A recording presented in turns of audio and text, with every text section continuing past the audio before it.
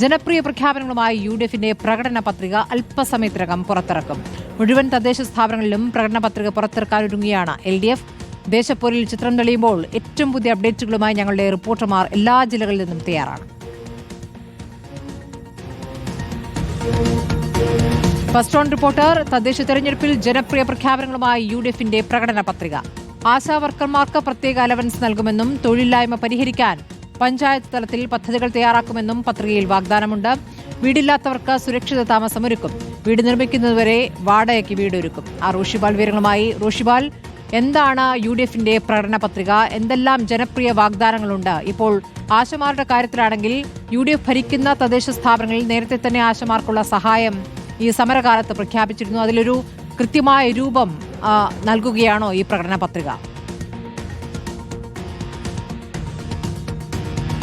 സ്മൃതി, ആശാപ്രവർത്തകർക്ക് മാത്രമല്ല സ്ത്രീകൾക്കും യുവാക്കൾക്കും അടക്കം ഏറ്റവും പ്രധാനപ്പെട്ട വാഗ്ദാനങ്ങൾ, അവർക്ക് അനുകൂലമായ നിലപാട് സ്വീകരിക്കും എന്ന വാഗ്ദാനം തന്നെയാണ് UDF നൽകുന്നത്. UDF അധികാരത്തിലെത്തുന്ന പഞ്ചായത്തുകൾ വ്യത്യസ്തമായ പദ്ധതികളാണ്. അത് സ്ത്രീകളെ ഒപ്പം തന്നെ യുവാക്കളെയൊക്കെ ലക്ഷ്യമിട്ട്, അവരുടെ വോട്ടുകൾ ലക്ഷ്യമിട്ടുള്ള പ്രഖ്യാപനങ്ങൾ നേരത്തെ LDF സർക്കാർ പ്രഖ്യാപിച്ചത് മറികടന്നുകൊണ്ടുള്ള ഏറ്റവും പ്രധാന നീക്കം നടത്തുന്നു. അതിൽ ഓരോ വാർഡും അഭിമാനം എന്ന രീതിയിലുള്ള പദ്ധതികളാണ് സംസ്ഥാനത്ത് UDF നടപ്പിലാക്കാൻ ഒരുങ്ങുന്നത്.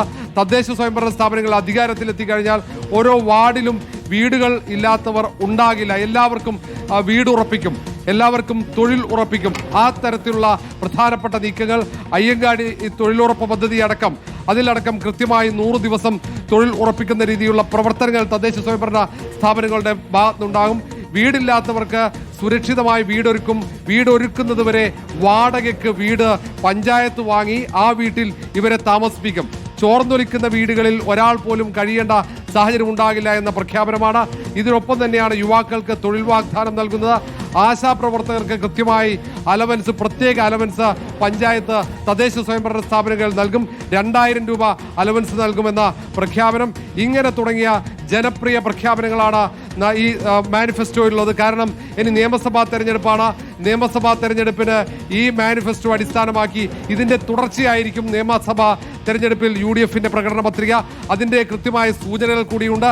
സ്ത്രീകൾക്ക് സഹായം നൽകുന്ന, ഈ കൃത്യമായി യുവാക്കൾക്ക് തൊഴിൽ ഉറപ്പ് നൽകുന്ന അങ്ങനെയുള്ള ഒരു പ്രകടന പത്രികയായിരിക്കും നിയമസഭാ തെരഞ്ഞെടുപ്പിലും UDFന്റെ ഭാഗത്ത് ഉണ്ടാകുക എന്ന കൃത്യമായ സൂചന കൂടിയുണ്ട്.